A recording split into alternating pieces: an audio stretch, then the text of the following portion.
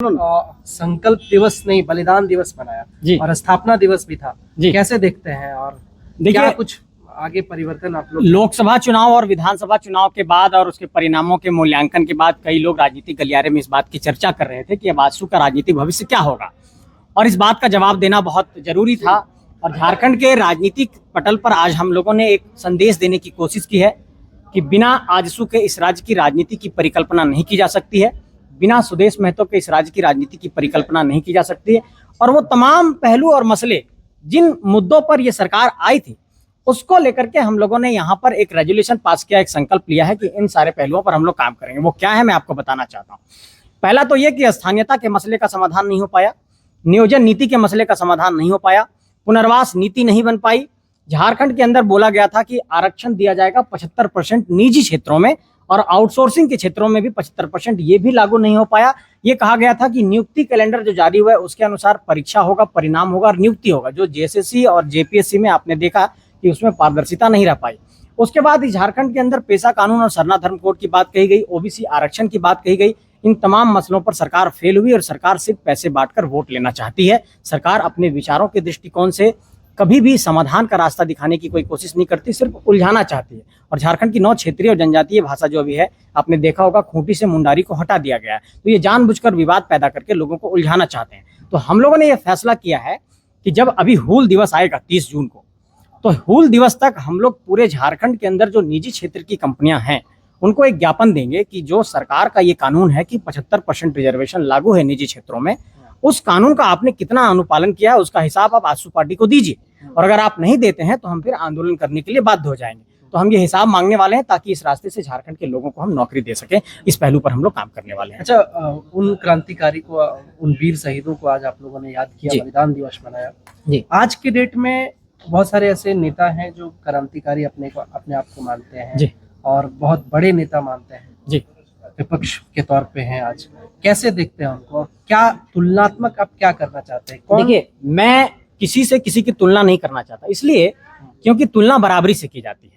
अब जो झारखंड आंदोलन में जो 80 के दशक में, जो 90 के दशक में, जब ये सोशल मीडिया का दौर नहीं था, उस दौर में जो लगातार साइकिल से, बाइक से, टेकर पर चढ़कर, जीप पर चढ़कर, पुलिस की लाठियां खाकर, सलाखों के पीछे केस मुकदमा झेलकर जिन लोगों ने झारखंड को अलग कराया और जो अपनी शहादत दे दी, उनकी किसी से कोई तुलना की नहीं जा सकती। वो इनक्रेडिबल है, अतुल्य है, उनका कोई तुलना नहीं किया जा सकता है। उनकी भूमिका पर बात कर सकते हैं हम लोग।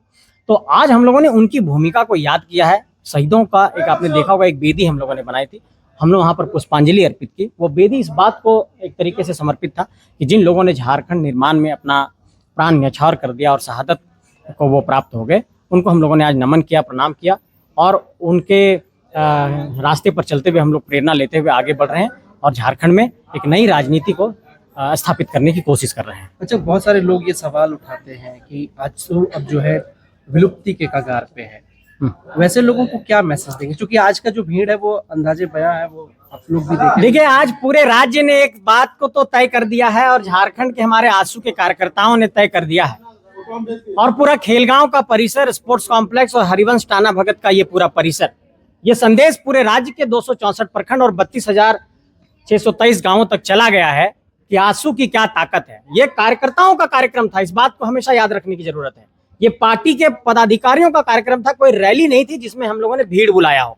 तो जब पार्टी के पदाधिकारी इतने समर्पित भाव से राज्य के कोने कोने से आ सकते हैं, संथाल से आ सकते हैं, गोड्डा से आ सकते हैं, पलामू से आ सकते हैं, कोडरमा से आ सकते हैं, तमाम जगहों से पहुंचे हैं, तो आप इस बात को समझ लीजिए कि संगठन की बुनियाद ग्राम स्तर पर, गांव स्तर पर, पंचायत स्तर पर कितनी मजबूत है। तो जो लोग ये सवाल उठा रहे थे कि आजसू के भविष्य का क्या होगा, उनको ये बताना चाहते हैं कि आजसू का भविष्य स्वर्णिम है। आजसू ही इस राज्य को दिशा देगा, आजसू ही इस राज्य को नेतृत्व देगा, आजसू ही इस राज्य को संवारेगा, क्योंकि हमारा नारा है, हमने बनाया है तो हम ही संवारेंगे। इसी नारे को हम लोग साकार करने वाले हैं। अच्छा, आजसू अपने आप को प्रतिद्वंदी किसको मानता है झारखंड में? क्योंकि क्षेत्रीय दल के नाते ये सवाल आप, कल हमारे नेताजी से भी ये सवाल पूछा गया था, सुदेश महतो जी से। उन्होंने साफ तौर पर कहा कि हम झारखंड मुक्ति मोर्चा को अपना प्रतिद्वंदी मानते हैं, क्योंकि वो अभी राजनीतिक सत्ता के केंद्र में है। उन्होंने जो प्रॉमिसेस किए थे वो पूरा नहीं कर पाए। तो इसका साफ मतलब है कि जो इस वक्त राजनीतिक सत्ता के केंद्र में सरकार चला रहे हैं और जो जनता की आकांक्षाओं पर पूरा नहीं उतर पा रहे हैं, सवाल तो उनसे होगा। तो सरकार के मुखिया इस वक्त हेमंत सोरेन जी हैं, सवाल हमारा उनसे है। सरकार में जो लोग बैठे हैं सत्ताधारी दल, सवाल उनसे है। सवाल इसलिए भी है कि किसी भी एक चीज को वो पूरा नहीं कर पा रहे हैं। नियुक्ति नहीं हो पा रही समय से, नियोजन नहीं हो पा रहा समय से, आरक्षण आप नहीं दे पा रहे हैं, नियुक्तियों में आरक्षण नहीं दे पा रहे हैं, विस्थापन नीति, पुनर्वास नीति नहीं लागू कर पा रहे हैं। और झारखंड के अंदर मैं आपको बताना चाहता हूं कि 4,88,000 पदों में 2,88,000 पद खाली हैं। इन पदों पर नियुक्ति कैसे होगी? नियुक्ति का कैलेंडर तो आप कहते हैं कि हम जारी करने वाले हैं, लेकिन समय से नियुक्ति, परीक्षा, परिणाम और नियुक्ति, इस प्रक्रिया को पूरी तरीके से सरकार ने धूमिल कर दिया है और अंदर खाने नियुक्तियां होती हैं सेटिंग के माध्यम से। आपने देखा कि किस तरीके से सीआईडी की जांच में बातें सामने आई हैं। तो ये बात साफ तौर पर है, जैसे आज जमीन का म्यूटेशन करने जाएंगे तो सीओ साहब कहेंगे कि 10,000 रुपया दीजिए, ठीक उसी तरीके से नियुक्तियों में है कि 10 लाख दीजिए, 30 लाख दीजिए तो नियुक्ति होगा। ये सरकार का आचरण हो गया, इस आचरण को बदलने की जरूरत है। आजसू अब जो है पहले के भांति जी 1980, 85, 86 की भांति जो है हाँ। सड़क पर होगी और आंदोलनरत होगी, चूंकि यहाँ के युवाओं को लेकर की अगर यदि बात की जाती है तो आज भी त्रस्त है। और 25 देखिए, एक बात आप समझिए, आप जब ग्राफ देखते होंगे ना, तो जब कोई ऐसे डाउन जाता है तो फिर ऊपर उठने की बारी आती है। तो अब आजसू जो है अब ऊपर उठने के क्रम में है। अब यहाँ से संघर्ष और तेज होगा और हम लोग तमाम प्रखंडों में जाकर के, तमाम इलाकों में जाकर के अपने संघर्ष को तेज करने वाले हैं। और इस संघर्ष को तेज करते हुए झारखंडी जनमानस को ये संदेश देने वाले हैं कि झारखंड और झारखंडियत की असली आवाज को अगर कोई बुलंद करेगा, देखिए किसी भी समस्या का समाधान नीतिगत स्तर पर होगा, किसी भी समस्या का समाधान पॉलिसी के लेवल पर होगा। अभी एक बात जो सामने आई कि आपने पैसा बांट दिया 25-2500 रुपए और फिर कह रहे हैं कि वापस लेंगे, तो आपके पास तो कोई पॉलिसी ही नहीं है।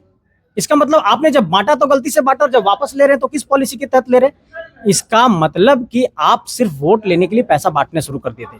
तो क्या किसी भी व्यक्ति को यह हक दिया जा सकता है कि सरकार के मुखिया अगर आप बन गए तो किसी को भी पैसा बांट दो? तो फिर इसमें विजन कहाँ हुआ, इसमें सोच कहाँ हुआ? सोच तब होता कि जब आप रेवेन्यू और जनरेट करते और डेवलपमेंट का और कोई बड़ा मॉडल खड़ा करते।